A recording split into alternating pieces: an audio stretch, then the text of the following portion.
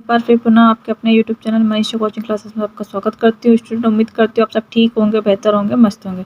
तो स्टूडेंट, आज हम बात करने वाले क्लास 12 का चैप्टर फर्स्ट जो आपका विलियन चल रहा है, जिसमें हम पढ़ने वाले पारसन दाब का मापन। तो स्टूडेंट, पारसन दाब का मापन कैसे करते हैं कि पारसन दाब को मापने के लिए उपयुक्त विधि है जो कौन सी, बर्कले और हार्टले विधि है। ठीक है ना। इसी विधि के द्वारा हम पारसन दाब का मापन किया जाता है। इसमें कॉपर फेरोसाइनाइड की क्या लगी होती है, अर्ध पारगम्य झिल्ली होती है। ठीक है स्टूडेंट, तो आज सबसे पहले हम बात करेंगे परासरण क्या होता है। इसको मैं डायग्राम के द्वारा समझाऊंगी कि परासरण क्या होता है।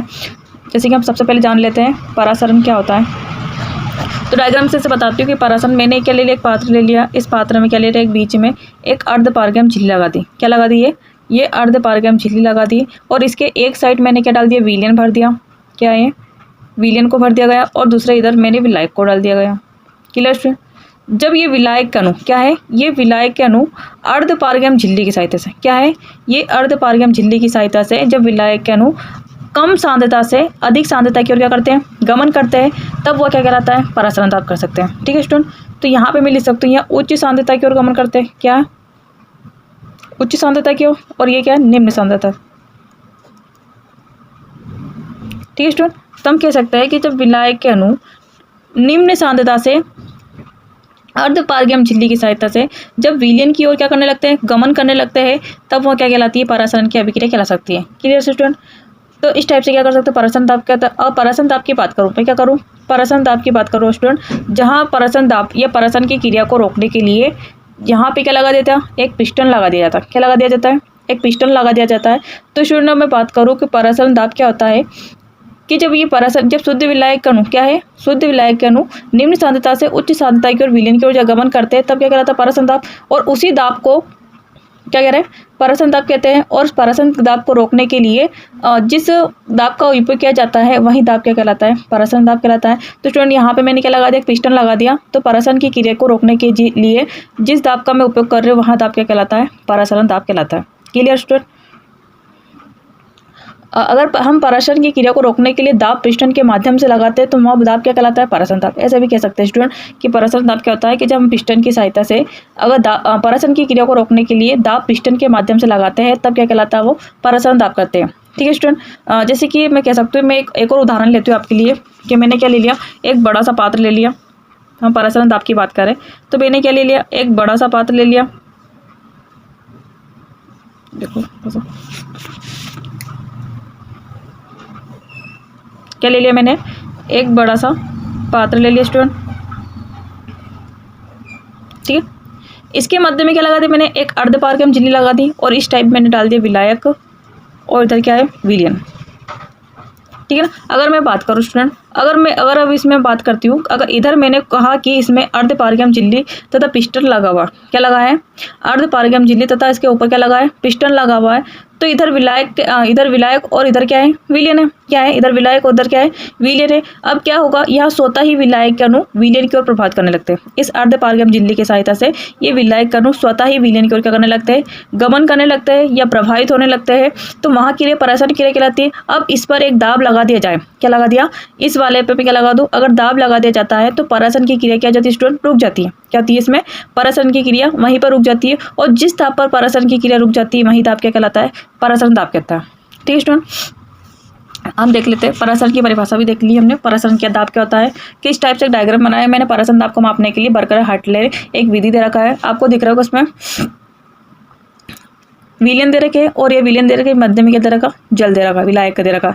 इसके मध्य में जो झिल्ली लगी है, कौन सी झिल्ली लगी, अर्ध पारगम्य झिल्ली युक्त परासरण पात्र रखा है। और यहाँ पे एक मैंने लगा दिया जल कुंड लगा दिया। ठीक है, और दूसरी ओर लगा दिया केशिका नली, और ऊपर यहाँ से लगा रहे हैं हम क्या, दाब पिस्टन की सहायता से, और एक यंत्र लगा दिया, दाब मापक यंत्र। Clear student. यहाँ कौन सी, बर्कले हार्टले विधि है दाब परासरण दाब मापन के लिए। तो दे रखा है कि परासरण दाब मापने के लिए उपयुक्त विधि का उपयोग बर्कले हार्टले नामक वैज्ञानिक ने किया। इस विधि में एक सरंध्र पात होता है। क्या होता है, इस विधि में एक सरंध्र पात होता है। इस पात्र की क्या होता है, इस विधि में एक सलंध्रपात होता है और जो पात्र के जो छिद्रों में विद्युत द्वारा कॉपर फेरोसाइट क्या पतली जम जाती है और जो अर्धपारगम्य झिल्ली की तरह क्या करती है, कार्य करती है। तो इसके लिए सल्फेट समीकरण बनाए, CuSO4 2 CuSO4 और प्लस का K4 Fe6 दे रखा है। जब इसका रासायनिक अभिक्रिया इसमें विद्युत अपघट्य या विद्युत धारा प्रवाहित की जाती है, तो इसमें विद्युत विधि के द्वारा जब इसको गर्म किया जाता है तो क्या होता है, इसमें कॉपर फेरोसाइनाइड की पतली परत इसमें जम जाती है। तो इसमें कॉपर फेरोसाइनाइड की पतली परत जो जम जाती है वो किसकी तरह कार्य करती है, एक अर्धपारगम्य झिल्ली की तरह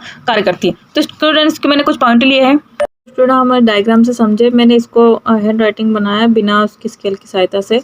तो यहाँ पे जो दे रखी है ये क्या है, अर्धपारगम्य झिल्ली है। क्या है, अर्धपारगम्य झिल्ली जो किसकी बनी, कॉपर फेरोसाइनाइड की बनी। किसकी बनी, कॉपर फेरोसाइनाइड की बनी है। तो स्टूडेंट अगर हम बात करें तो इसमें दे रखा है भीतरी नली में अशुद्ध जल भरा होता है। जो इसकी भीतरी नली होती है इसमें कौन सा जल भरा होता है, अशुद्ध जल भरा होता है। जब प्रारंभ में केशिका इस केशिका नली से जल की ऊंचाई नोट कर लेते हैं। क्या करते हैं, प्रारंभ में इस केशिका नली से जल की ऊंचाई को क्या कर लेते हैं, माप लेते हैं, नोट कर लेते हैं। तो अब जिस विलयन में क्या दे रखा है, अब जिस विलयन में इस परासन दाब को ज्ञात करना होता है, क्या होता है, इस परासन दाब को ज्ञात करना होता है, उसे बाहरी नली व भीतरी नली के बीच स्थान पर भरा होता है। क्या होता है, वहाँ पर भीतरी नली के बीच में भरा होता है। और परासन की क्रिया को क्या दे रखा, परासन की क्रिया के द्वारा जल का प्रवाह विलयन की ओर होता है। किसकी ओर होता है, विलयन की ओर होता है। तो स्टूडेंट अगर हम बात करें कि केशिका नली में जल का तल नीचे आने लगता है, क्या आने लगता है, ये जल का स्तर नीचे आने लगता है। ठीक है ना, जब परासन दाब लगाया जाता है तो जल का स्तर क्या आने लगता है, नीचे आने लगता है।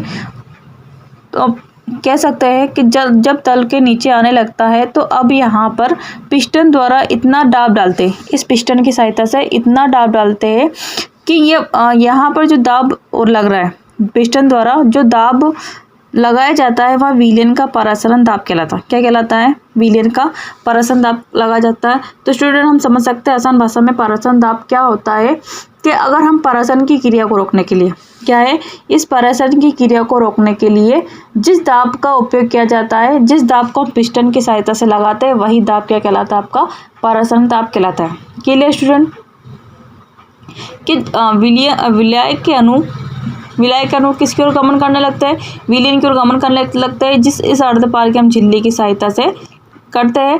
ठीक है स्टूडेंट, तो हम इस पिस्टन की सहायता से जब दाब लगाया जाता है, ठीक है, जब पिस्टन की सहायता से दाब लगाया जाता है तो स्टूडेंट कह सकते हैं उसी क्रिया को, परासरण की क्रिया को रोकने के लिए जिस दाब का उपयोग किया जा रहा है वही दाब कौन सा कहला रहा है, परासरण दाब कहलाता है। क्या कहलाता है, परासरण दाब कहलाता है। तो स्टूडेंट इसके कुछ लाभ है, पर्सनल बर्कले हार्टले विधि के कुछ लाभ है कि इस विधि में परासरण दाब निकालने का कम समय लगता है। क्या निकलता है, कम समय लगता है। और इस विधि में विलयन की सांद्रता नहीं बदलती है, जिससे वहाँ पर परिणाम भी क्या प्राप्त होता है, हमें सही प्राप्त होते हैं। ठीक है ना। थर्ड पॉइंट दे रखा है, इस विधि में अर्धपारगम्य झिल्ली पर अधिक दाब डालने पर कोई प्रभाव नहीं पड़ता है, जिससे वह टूटने की संभावना कम हो जाती है। लास्ट दे रखा नोट करके लिखा है कि रक्त का परासरण दाब 8 ATM होता है और पौधों में उपस्थित केशिका द्रव्य का परासरण दाब 5 ATM होता है। क्लियर स्टूडेंट, तो मैंने इसको हाईलाइट करके लिखा है कि जो रक्त का परासरण दाब कितना होता है, 8 ATM होता है और पौधे में केशिका द्रव्य का परासरण दाब 5 ATM होता है। क्लियर स्टूडेंट, तो बर्कले हार्टले की ये वीडियो के कुछ लाभ है। ठीक है, आई होप आपको क्लियर हुआ होगा कि बर्कले हार्टले कैसे क्लियर